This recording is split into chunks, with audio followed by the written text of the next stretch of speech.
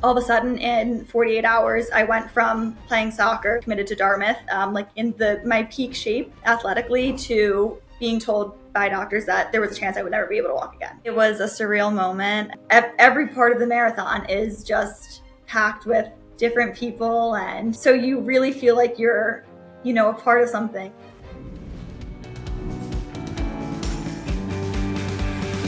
Hey, everybody, and welcome to Set the Pace, the official podcast of New York Roadrunners presented by Peloton.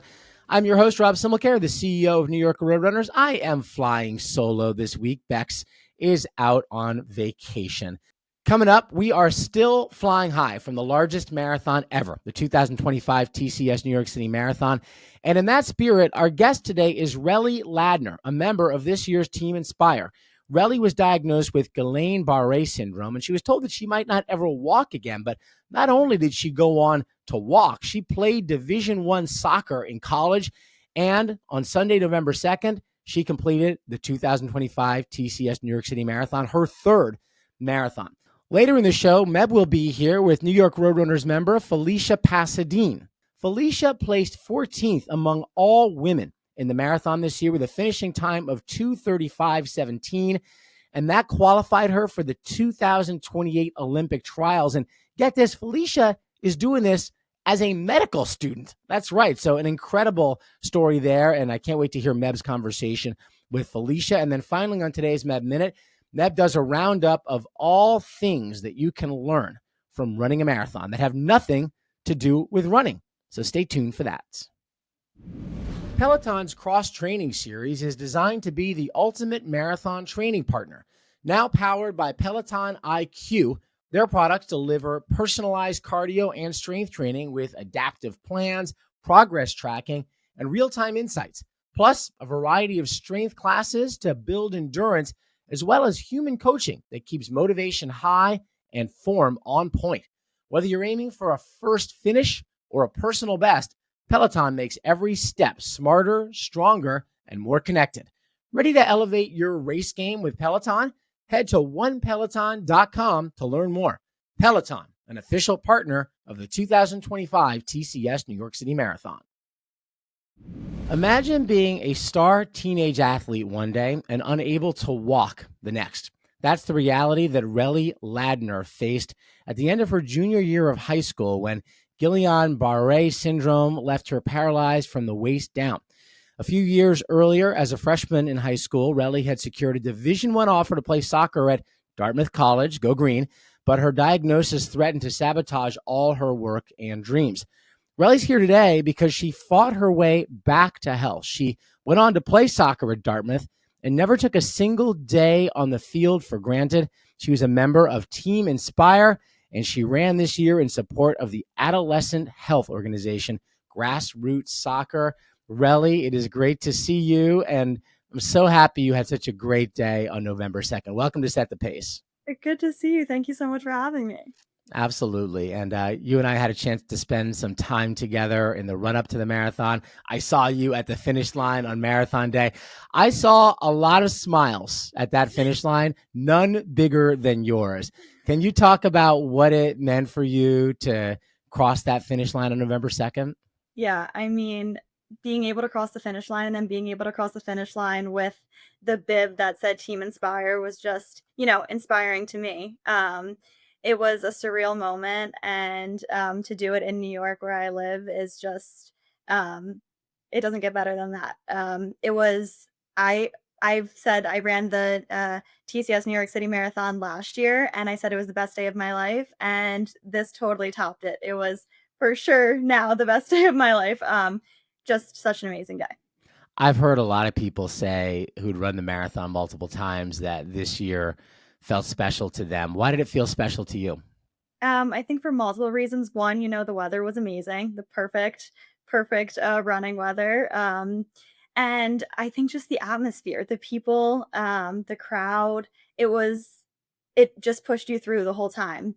There was cheering nonstop. There wasn't a moment where there wasn't any sort of cheering. And I really think that even when the marathon gets tough, like at the end, going up Fifth Ave, just having the crowd there really pushes you through. Yeah, no doubt. The crowds, we know, we've seen this year, they were just on another level to what we had seen before. So Yeah. it was incredible. And I know obviously being on Team Inspire was a big change for you as well. I think a lot of our listeners know what Team Inspire is, but a lot probably don't. This group of 26 incredibly inspiring athletes, each with unique stories, and you got a chance to be a part of that because of the story that I just talked about. What was that experience like being on Team Inspire for you?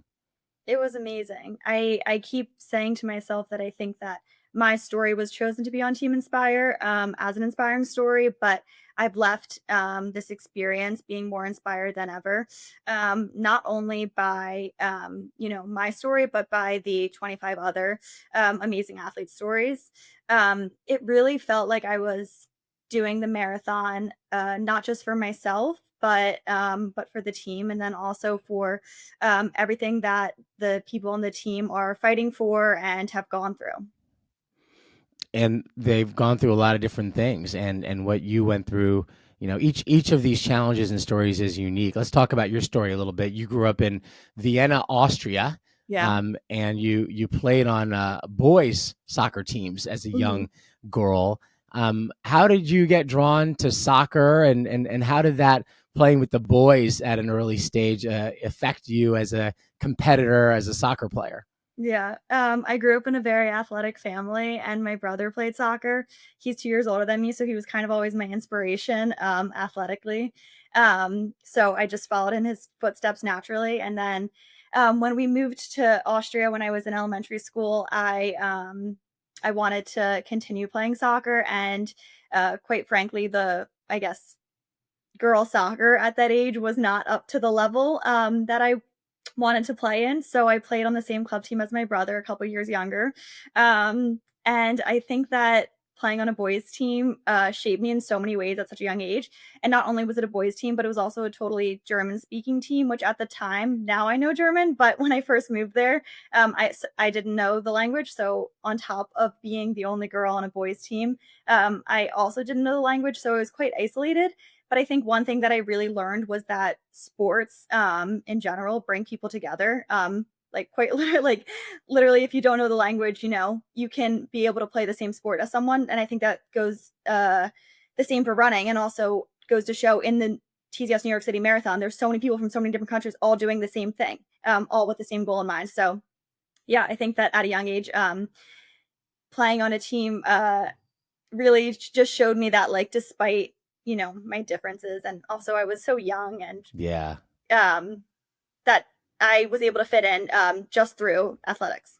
Yeah, no, it's sports are amazing that way. We see it at Yeah. the marathon. I'm sure for you in a new country, being able to speak, as long as you don't call it soccer over there, you're fine, right? As long as you got to call it football. That's the number one Exactly. thing. It's strictly football. Yeah, once you've done that, you're fine. And you mentioned your family and all the athletics in your Yeah. family. Your grandfather was a Mhm. marathoner. Yeah. Your mom played college field hockey and lacrosse. You mentioned your brother playing Mhm. soccer as well. So this was something that was really in your genes, if you will, from a young age. Did you have the marathon as something even when you were younger that you thought you'd want to do just because you did have your grandfather did it, and I know he did it a lot. He ran it 17 Yeah. times. Yeah, I grew up with, obviously my grandfather, and then also my parents. My dad's a big runner as well. I grew up always watching my family run, and for me, running when I was younger always felt like a punishment from soccer.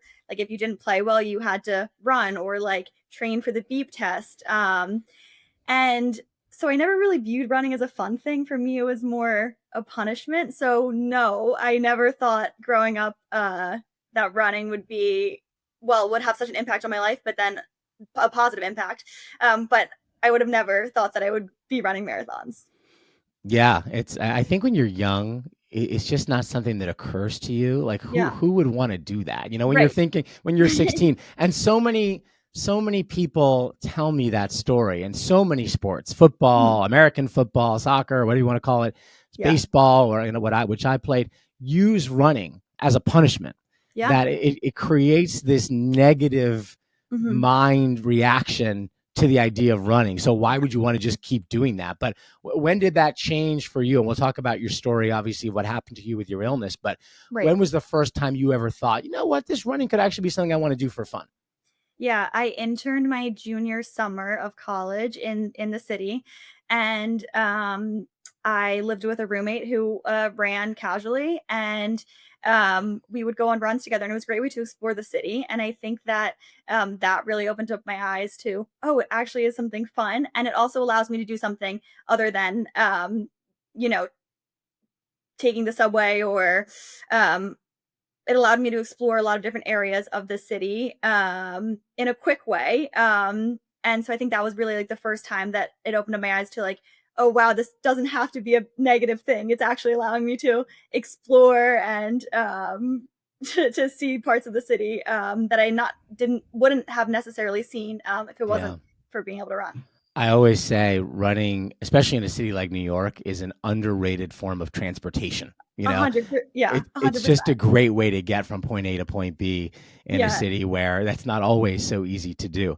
Right, it's So so funny on my, like when my family is planning a vacation, because everyone in my family runs, it's, like, strictly does wherever we're going have access to somewhere we can run. Um, yeah, so it's like, at such the forefront of my family, but 100%. Yeah. yeah. So, all right. So let's go back to your high school years. And so your end of your freshman year of high school, Mhm. you committed to play Division I soccer at Dartmouth, which if I'm going to, be clear is my alma mater too. So go Go green. green. Love that. And you must have been very good. I mean, to be recruited and already have a commitment to play D1 at the end of your freshman year, that is more typical maybe these days than it was earlier, in history, but still pretty impressive. So, what was that like? And did that kind of add, motivation or pressure for you as you played soccer for the rest of your high school, knowing that you already had a Division I offer kind of locked in? Yeah. Yeah, thank you. No, I always say that I think that, playing on a boys team growing up, allowed me to become a lot more competitive. I was a lot more aggressive, and that was kind of my, style of playing, and I think what attracted a lot of college coaches to me at, such a young age was how aggressive I was, which was maybe a little bit different than, like, the technical play that they taught here. And on my club team in the US, a lot of the players were technical, and I was more of the aggressive, so I think that, like, made me stand out. But, yeah, committing at such a young age was I mean, it was my goal always, to play at the highest level I could, and for me, it wasn't just about playing at the highest level, but also going, um, to a college that academically was at the highest level, and so I think committing to Dartmouth was the combination for me of both the highest academics as well as the, highest athletics I could get, so it was honestly it was such a relieving feeling. It made kind of the rest of high school, I was able just to enjoy it, for the most part, rather than having this, like, stress of, what is my future gonna look like? Yeah, absolutely. So take us to the day in Yeah. high school where you started to feel something changing with your legs and the journey that would really begin from that point. Yeah. It was a warm day and I was playing with my club soccer team. We were in a tournament that we've played in every year. What year of high And school was this for you, Relly? this was my going into my junior year of high school. Hmm. I was playing in a game, and like I said, it was kind of like a hot day, and my legs in the beginning of the game kind of started to tingle, and then by halftime, I remember there's this picture of my friend like shaking out my legs, but I just thought it was like a hot day, like a little bit tired, and then by the end of the game, my legs were completely numb. I couldn't feel anything, so I went straight to the hospital with my mom, and when I was at the hospital, they did a bunch of tests all on my legs.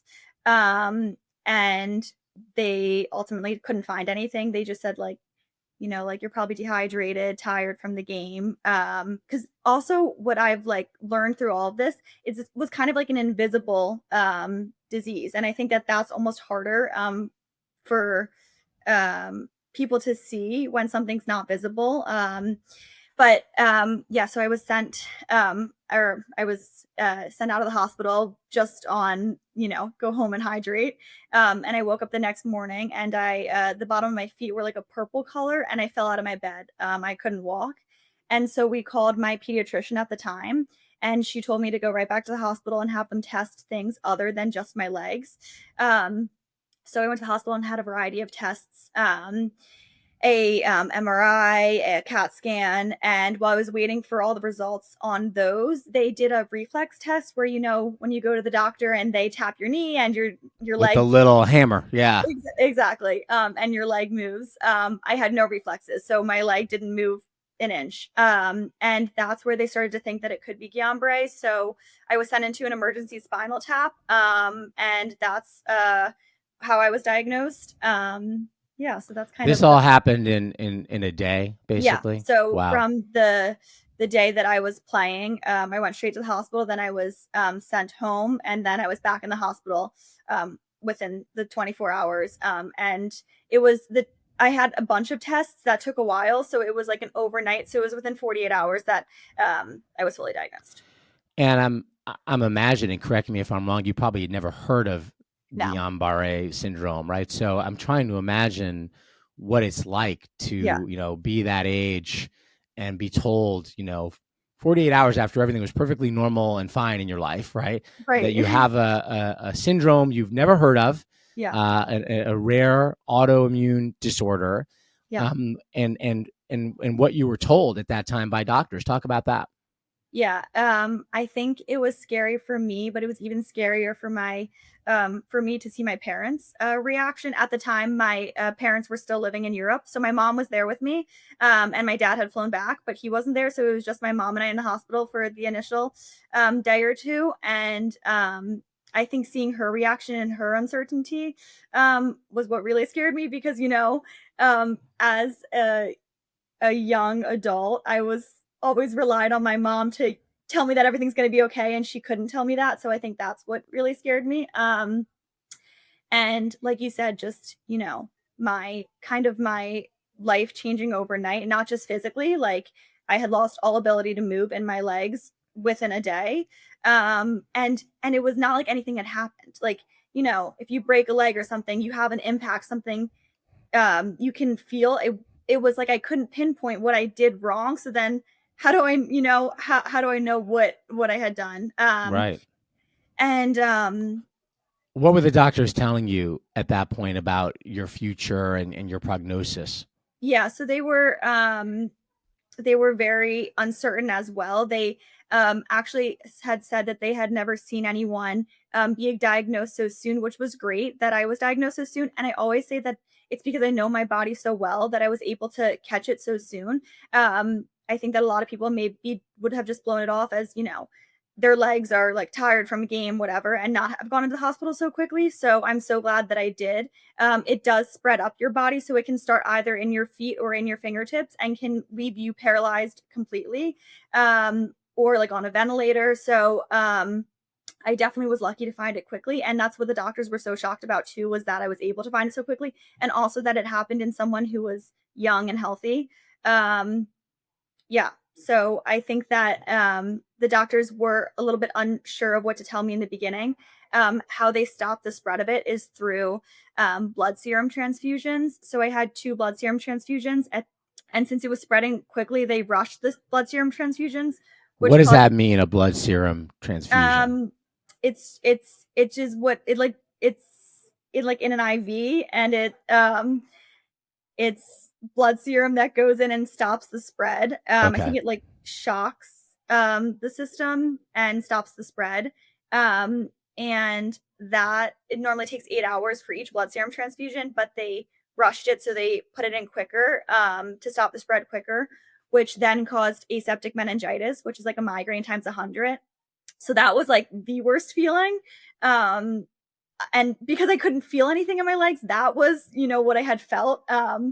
And uh I don't know, I think there was so much that I had never experienced, and so many words that were being flown around that were so not on the level that I could comprehend, that the doctors were saying and talking to each other, that it was like so scary that and it was a lot of times the doctors were talking to each other and not to me.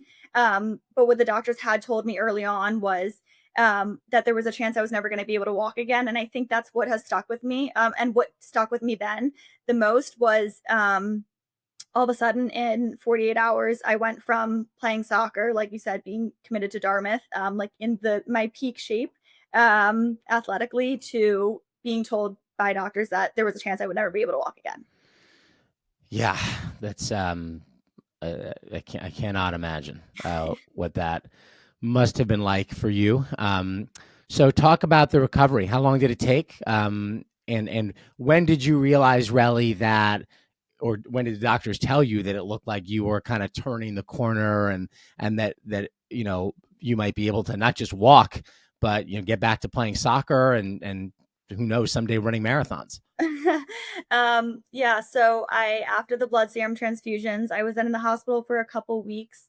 I was able to be discharged from the hospital when I was able to walk upstairs. So it was a big moment when I was able to walk down the stairs and walk up one flight of stairs, or walk down the hall and walk up one flight of stairs. That was the day that I was able to be discharged. And then I was in PT for around like 6 months. And the PT was associated through the hospital, which was great because the doctors kept a close eye. And I relearned everything. So I relearned how to walk, how to run, how to kick a soccer ball, how to climb. It was really amazing and it was thorough. I was there most days of the week. And I think that I was, had this external motivation of wanting to play soccer. That was really what led me to push myself hard in PT and push myself to like get better and almost tell myself that I was going to get better rather than have it in my mind that I wasn't going to be able to. It was never really an option for me not to get better. I never told myself that, and I think that's what kept me going. So from diagnosis to recovery, it sounds like a couple weeks in the hospital, and then maybe, was it a few months before you were kind of able to get back to some normalcy and start playing soccer again? Yeah, it was a couple months, Yeah. and even when I went back on the field for the first time, for the first couple weeks, I would, have to stop. And I think there was a lot of mental, like aspects that went into it. I remember we were doing a running test and I had to stop halfway through. And I don't know if it was because I was tired and not in the best shape, but I think a lot of it had to do with, I felt like my legs were tingling even though they weren't. But it Yeah. was like almost this like mental block that was really hard to get through when I first started playing soccer again. Yeah, no, it makes sense. I mean, before we go forward in the story, Yeah. it's pretty remarkable that you were able to recover this quickly, and catching it early Yeah. clearly was a really big part of that, because Yeah. this is a rare syndrome for sure, but it's not unheard of. I mean, I don't know if you've seen the film, Relly, but Final Finishers, the film that we put out about 4 members of the 2024 Team Inspire, or some of the final finishers, I mean, in the 2024 marathon. One of those characters, Michael Ring, was someone who also suffers from Guillain-Barré syndrome, and has much, still has a struggle, running and moving, and has braces and needs a lot of help. He manages amazingly and miraculously to run the marathon, but isn't, without restrictions in terms of what he can do. So, I'm sure you look around and see others who've had this syndrome and realize how incredibly lucky you are to have caught it that soon and gotten that Absolutely. kind of treatment.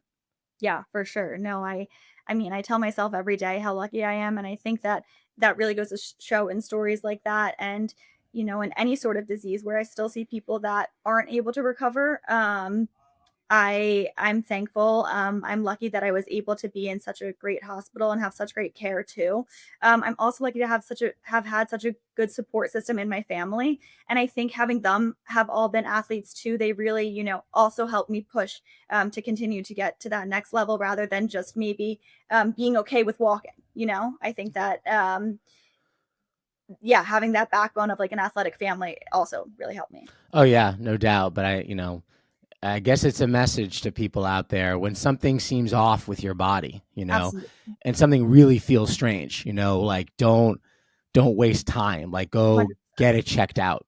Yeah, 100%. Yeah, it's always, better to be overcautious. Yeah, for sure. Absolutely. So, all right. So you get back on the soccer field, Relly, and by your senior year, you're playing in a state championship game for your Yeah. high school team.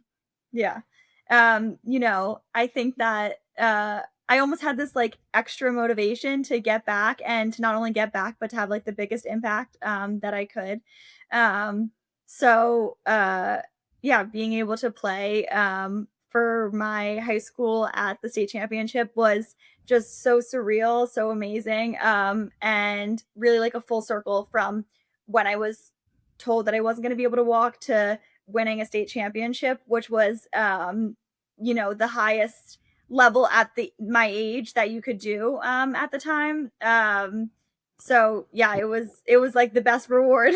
Relly, you're being modest. You didn't just play in the state championship. Your team didn't just win the state championship. You had kind of a special role in that.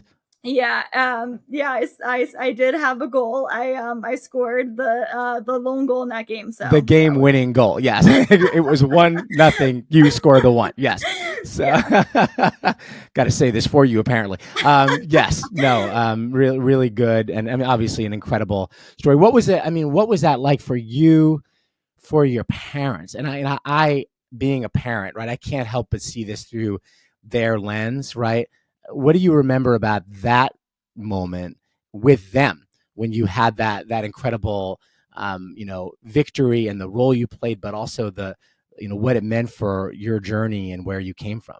Right. I think that my parents have always shown me in different ways how proud they are of me, but I think this was like different than proud. It was almost like a relief to watch me be able to do what all my friends were doing and to be able to, be so happy doing the thing that I loved was um, less of like a proud moment, which I think that every other parent might have felt watching their daughters on my team win that game, but more so like a relief that, I was able to do it. I was able to get back and also able to get back and accomplish things, not just like I said, like not, continue along like a flat line. Like I was able to push myself and start to accomplish things. So you went on to Dartmouth. You were a defender up there, and Yeah. what was that like? Obviously, you it was your goal, right? So you got Right. there. You majored in German, which makes sense Yeah. for someone who grew up in Austria. That must have been Yeah. easy. Yeah. Everyone says that it's so easy, but I always then say it's like majoring in English, It's not just learning the language, but like reading the literature. Good And point. Okay, good point. I'll give you that. That makes sense. Absolutely. What was it like? I mean, did the experience you'd been through kind of, it probably felt a little more maybe, in some ways mature than a lot of your teammates, given what yeah. you'd been through. Yeah. I think that there's a lot of, like politics and drama that can go into sports, especially at a high school level or at a college level. And I think that whenever something like that would occur, I would, try to stay out of it and just tell myself that like my playing time, like whatever, you know what I mean? Like I'm here on the team that I love with like at the school that I love, playing the sport that I love and able to do it. So who cares if I play 5 minutes in a game or if I'm like the starter and playing the full, you know what I mean? Like that didn't matter to me anymore. It was more so just like that I was able to be doing what I loved. So I think that I always felt like, yeah, that I had the kind of like that different perspective. That I wasn't, and it wasn't that I wasn't competitive with myself. I've always been competitive with myself, but it was like a different type of I let myself, not be competitive in that sense and more so feel appreciative of just, the everyday and being able to go out and play with Yeah. with my team. So I gotta get to the question of what put the idea of running a marathon for real, like really doing this Yeah. into your head. I mean, you were, soccer players do run a lot. There's a lot of running. Now, you weren't a midfielder, you were a defender, so I Yeah. guess you run maybe a little bit less than a midi might run, but still, you know how to run, right? But those are short bursts and things like Yeah. that. When did this really get in your head and say, this is something I think I really want to do?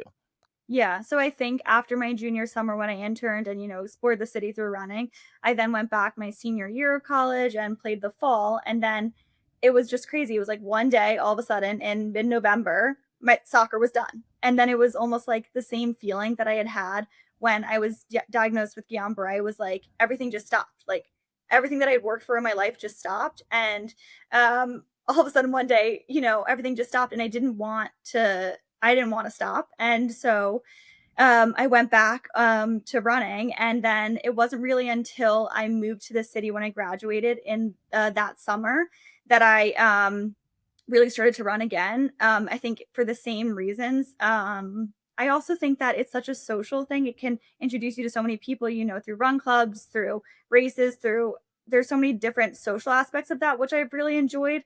But yeah, it wasn't really until I graduated that I started running. And then I ran my first marathon, which was the Nashville Marathon in that following spring.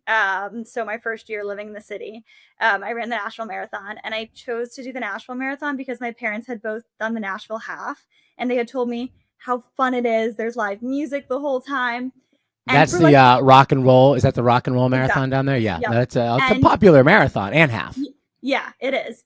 Um, and for the first half, it was a ton of fun, live music, and then the second half, when it's one of those races where the marathon and half marathon are going at the same time and they split off, and then the second half, I was running like through the streets of Nashville, kind of alone. It's not as big of a marathon as the New York Marathon, or not nearly as big. So there was times when I was like running by myself, and I was almost like questioning myself, like, why am I doing this? At one point, I called my parents, and I had definitely You hit. called them in the race? Yeah. Yes, yeah, they were there cheering for me, and I think it was about like halfway through, maybe mile 14 or 15, and I was like, I'm done. I can't do it. I'm done. And they're just like, walk. You can do it. Just walk.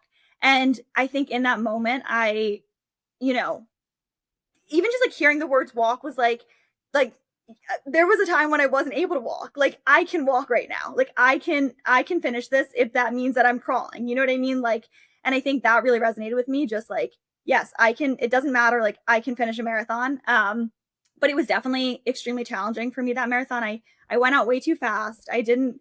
I was training myself, and I didn't have like a real training plan. I didn't know much. I thought it was kind of like invincible. I was a college athlete. Of course I can go out and run a marathon. Mm-hmm. And it was hard.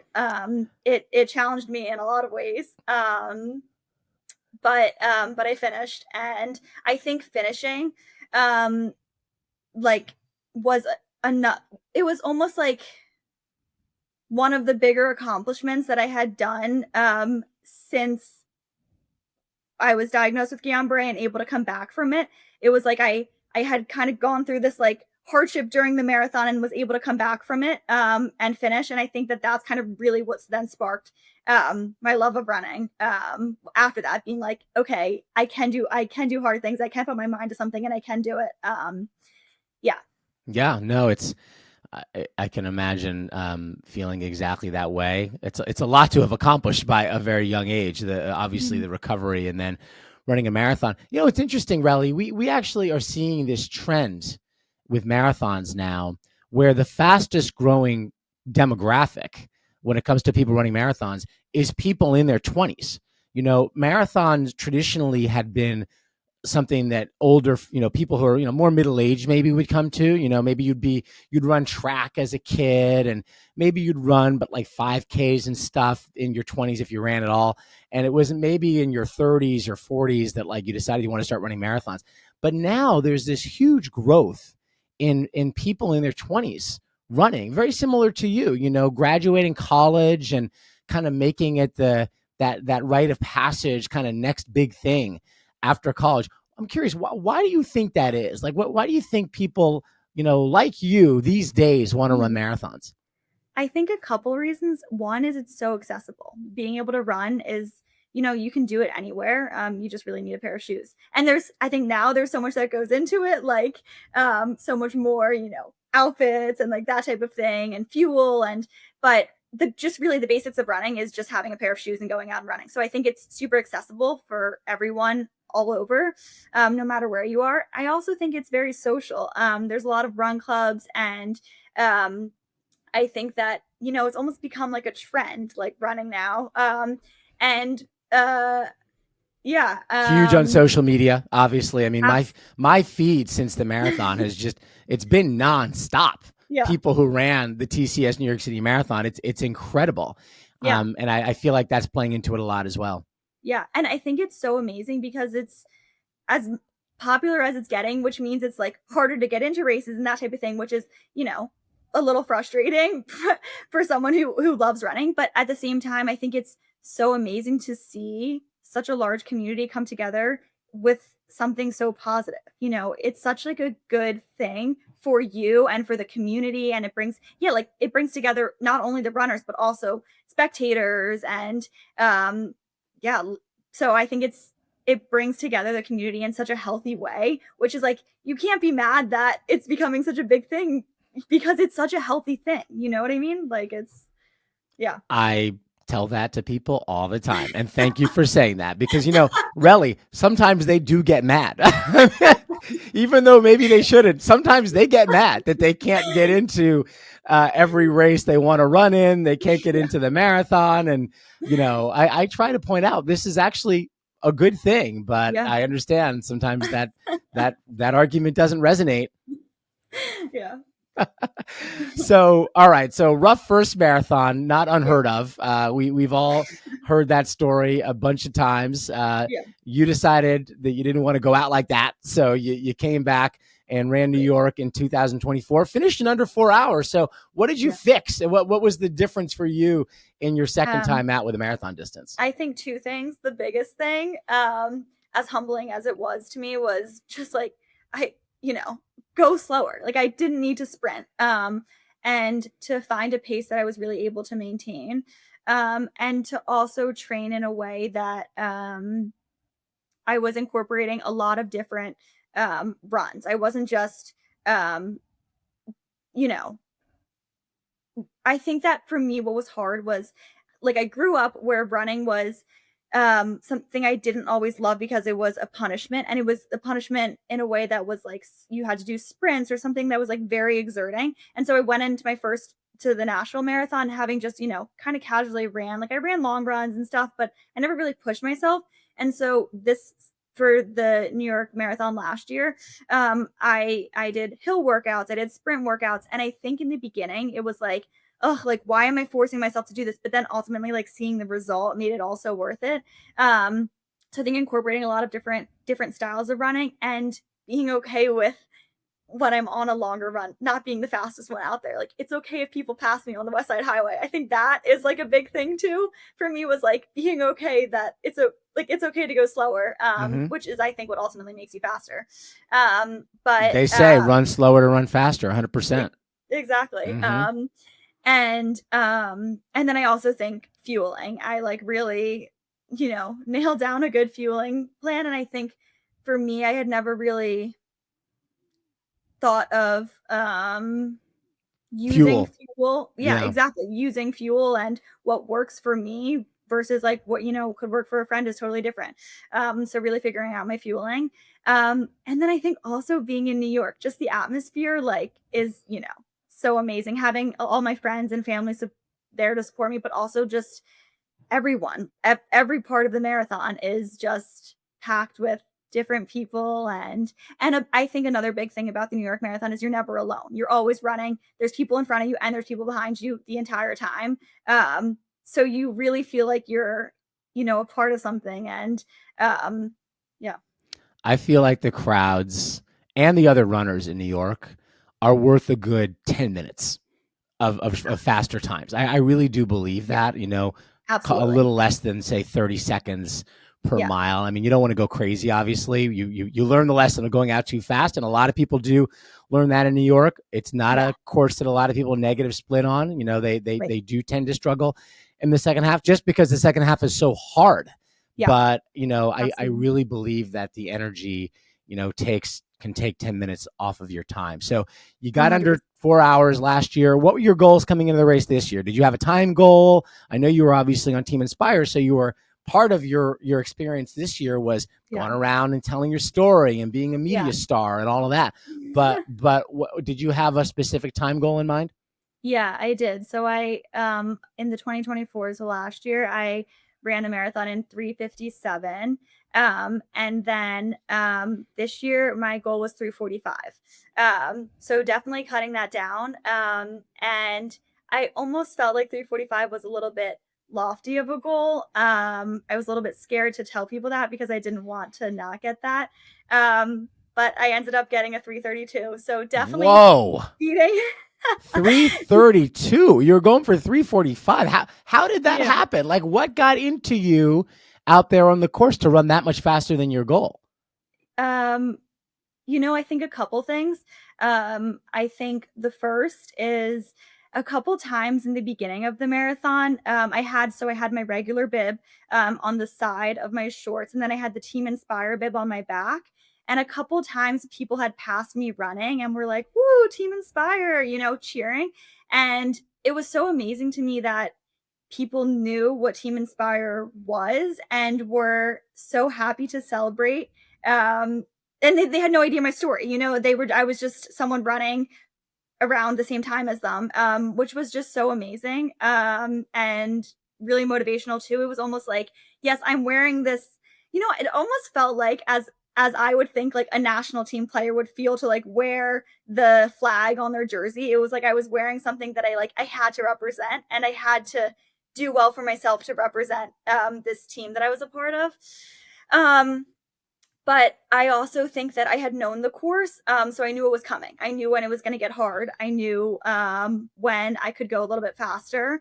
And then right when I got over the Queensboro Bridge, at mile 16, I had done this run. My brother just moved to the city. He goes to business school here now, and I had done this run up to him, like, pretty much every Monday, and it was a 5-mile run up, 5-mile run back, so 10 miles. And when I got off the Queensboro Bridge, I was like, "You're just running to George. You're just running your 10 mile, the Yeah. run that you do every Monday." And I think that's what really pushed me to give a little bit more in those last 10 miles. It's amazing. That's quite a day that you Yeah. had. Yeah, it So was amazing. at what point did you realize that this was just going to be an incredible time, an incredible day for you, given what you had accomplished? Was it later in the race when you looked at your watch and you're like, wow, I am crushing this today? I knew that I was going a pretty steady pace the whole time, until I got to mile 18. That's when I kind of like faded in the 2024 marathon, and I was a little bit scared that I was gonna have, I don't know, like the same, like mentally, I was gonna feel like I was like hitting a wall again or like having the same. And when I was able to cruise through that, I was like, I got this. Like I can finish strong. So yeah, I think the whole race was pretty smooth. And then when I got to 18 and was feeling good, I was like, there was no way I wasn't going to finish strong then. Oh yeah, absolutely. And I saw you at the finish line, as I mentioned, like an unbelievable smile on your face. How did it Yeah. feel different crossing this finish line versus others that you had crossed? Um, I I think a couple reasons. One, being on Team Inspire, and like I said, having the bib on my back. I felt proud. I felt like, um, I felt like I was able to inspire myself, if not people around me. And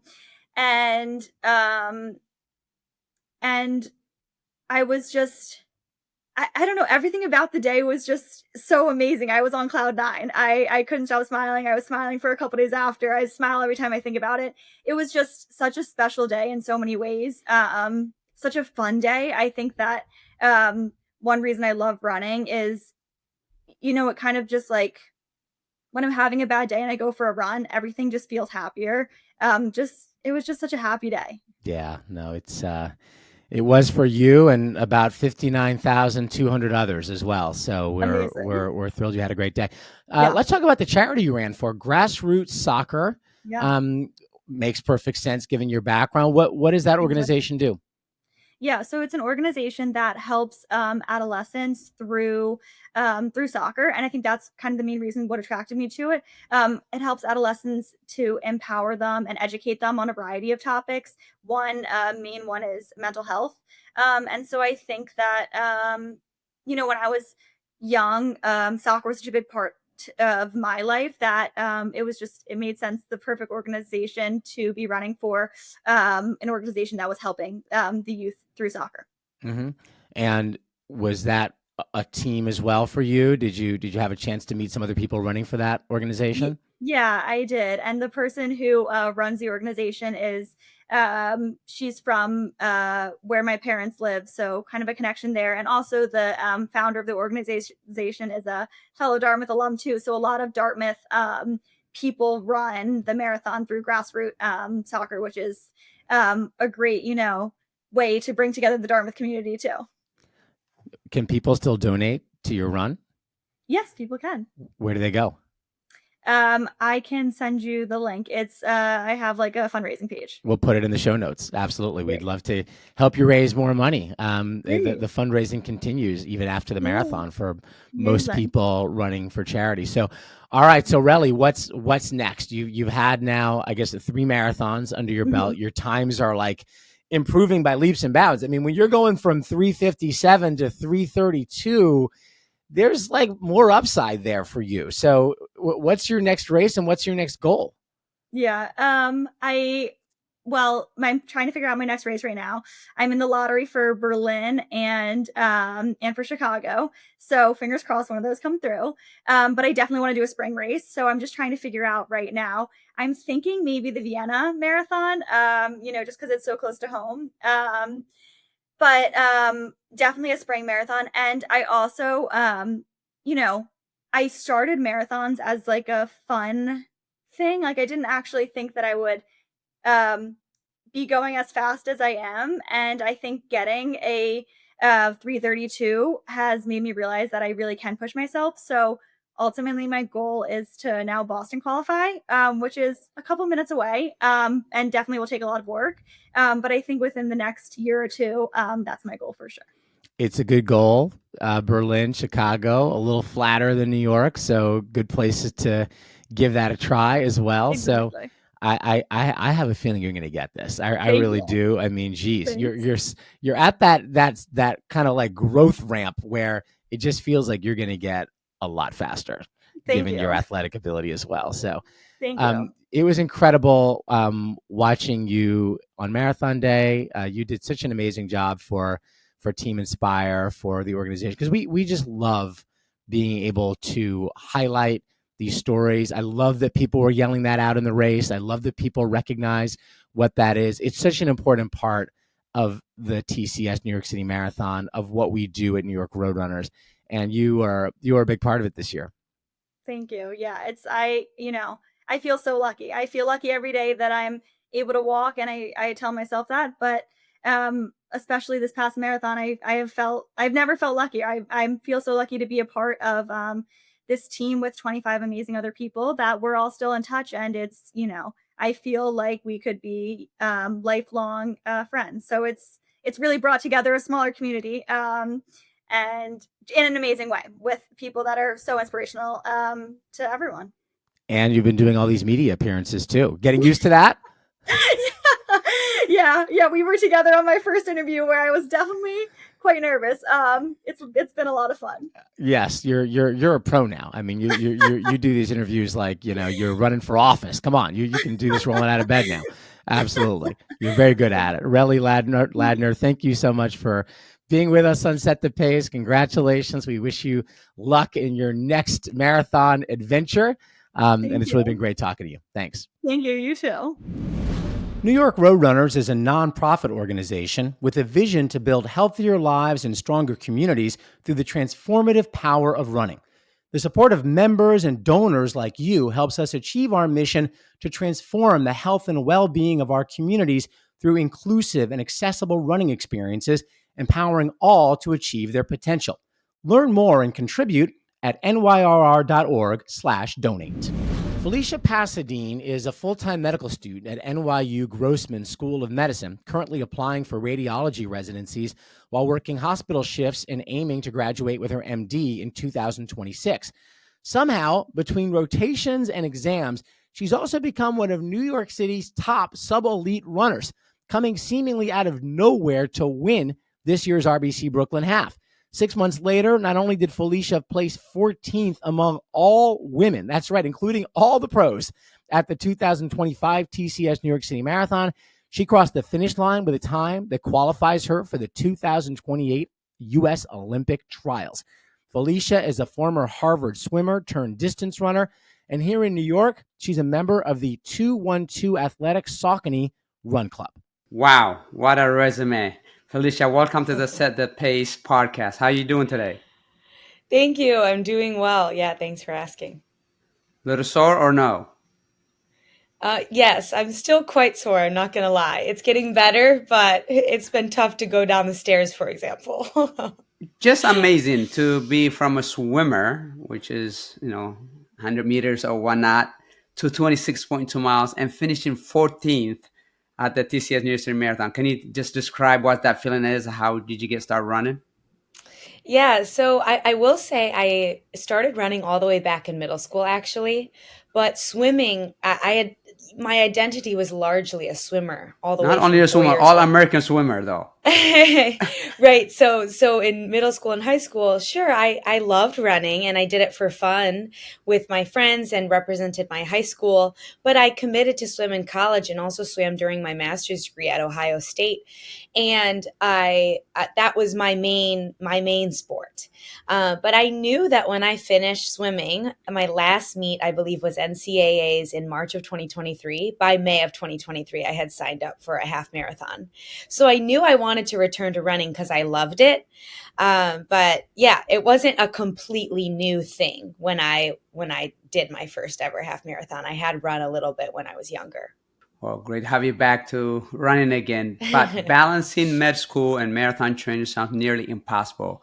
How do you fit long runs and recovery into such a demanding schedule? Yeah, I'm not going to lie, it's extremely challenging. So, for example, whereas someone who maybe works an office job might start at 9 a.m., oftentimes hospital shifts is like in the hospital at 6:45 or 7. So I have this protected time between the hours of about 4:15 and 6:45 a.m. I work out and then I lift. So that's either like a run or a Stairmaster combined with a lift. And then I shower and eat. I call it a military shower. I do about like a 2-minute shower. I eat breakfast on the way. And then I am in the hospital for most of the day. And then I try to go to bed very, very early to keep it all sustainable. But I will admit it's challenging to know that everyone has the same number of hours in the day, yet it feels like I have so much to do. But if you want anything bad enough, and I do love running enough, you can get it done. Just amazing. And balance is such an important component of life. It kind of remind me of Roger Bannister, the first guy to ever break 4 minutes for the mile. He was a medical student while he did that. So what message do you have for the people that say, I just don't have time? My message for that is if you look in your day and you think, what is the thing that I'm missing that I feel the most strongly about, my priority? You can shift your day around to really make something important to you happen. Like, for example, maybe it's a call with your family members and you're having trouble fitting that in your day. I think if you slot around, you avoid things like doom scrolling or dilly-dallying, you can get those things done that you really love to do in your day. Excellent.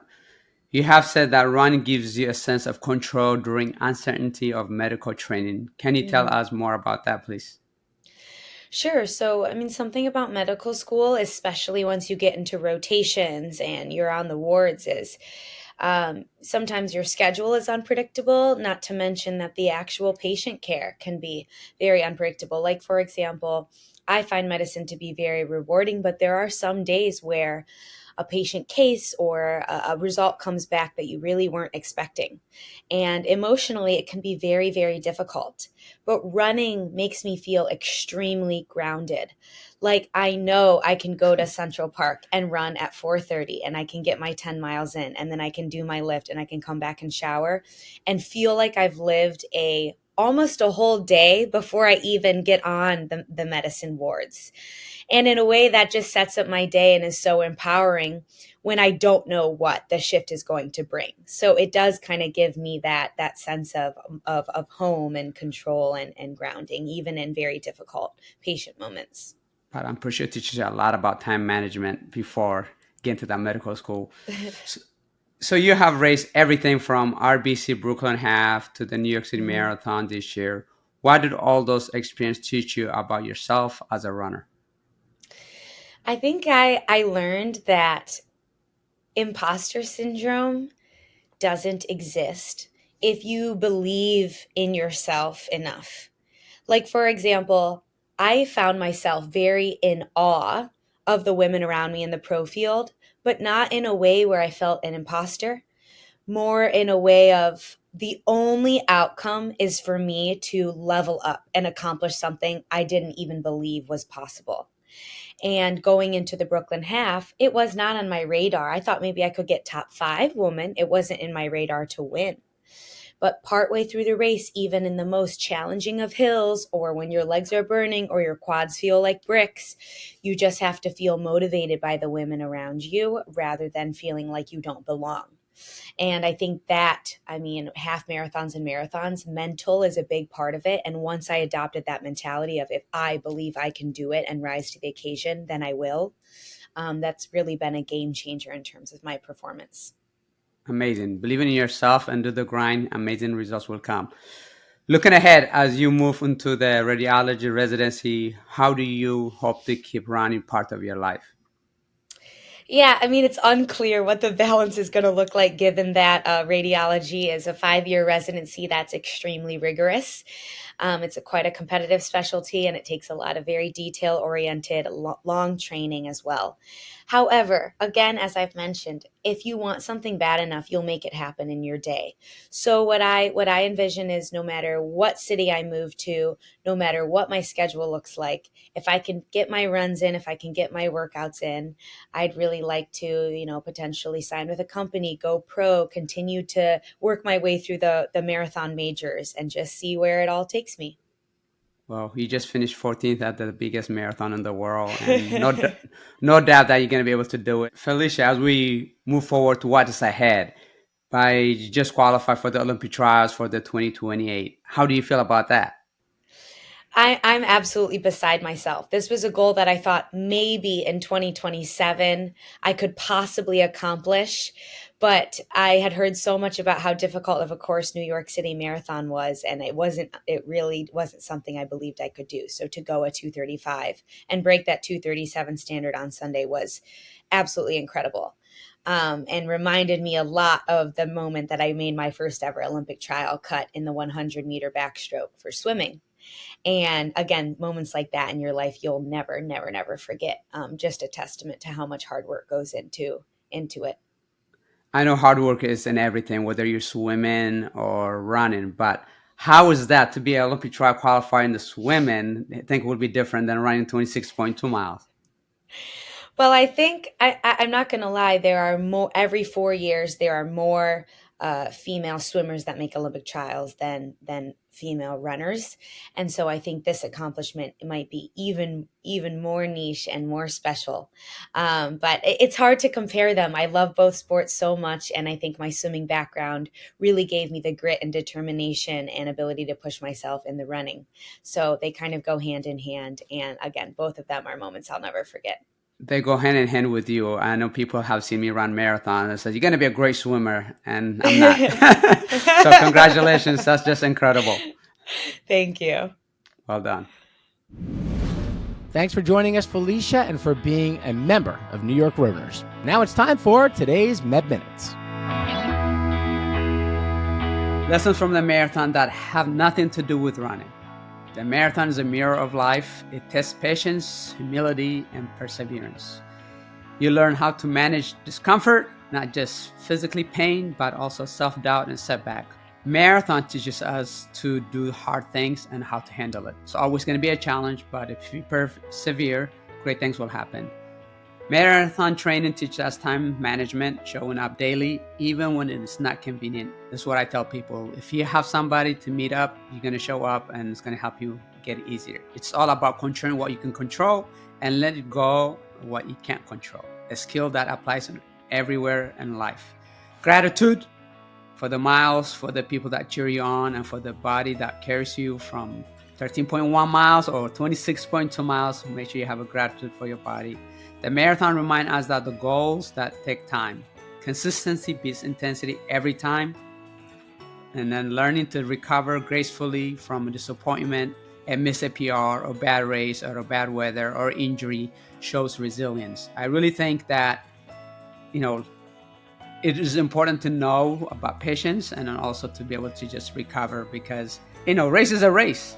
Injuries happen and you might not hit your goal, but at the same time, keep chugging away. I always sometimes say the end of one race is the beginning of another. So you discover a lot of things about yourself, but also you discover about the community. So you might have a bad race, but there's so many people that had a great race. Be a positive team player and be able to encourage others to keep going. The finish line is always magical every time, even when you have a disappointment. So make sure you appreciate it and don't dread your disappointment for a long period. It's okay to be disappointed for an hour or a couple hours, but after that, you have to realize you just did something incredible to get to that cross the finish line. Everything in life is one day after another, one challenge after another. You have to take it day to day and make sure you appreciate the small victories. In life and in marathon, there's no shortcuts, there's no instant gratification, but if you work hard, you're going to be all right. I remember one time, sometimes in a race in 2013 at the TCS New York City Marathon, I wasn't having a tough day, but I have to refocus, get to that finish line. Even though you are 19 miles or 20 miles, I don't feel like you're going to go, but you just have to make a new goal to say, I'm going to get to that finish line, even if it means walking. But before you realize it, you're going to start jogging, get to that finish line, get to the 5K to go, and then the crowd will kind of carry you through it. So and the camaraderie and the friendship that you make, like I did that year with Mike Cassidy, still friends to this day, even those 12 years later. All right, well, that does it for another episode of Set the Pace. We want to thank our awesome guests today, Relly Ladner and Felicia Pasadyn. If you like the episode today, please subscribe, follow it, rate it, leave a comment so others can find it too, and so that we can hear from you. Thanks for joining us, everybody. Hope you're enjoying that post-marathon glow, those of you who ran. Enjoy the miles. We'll see you next week.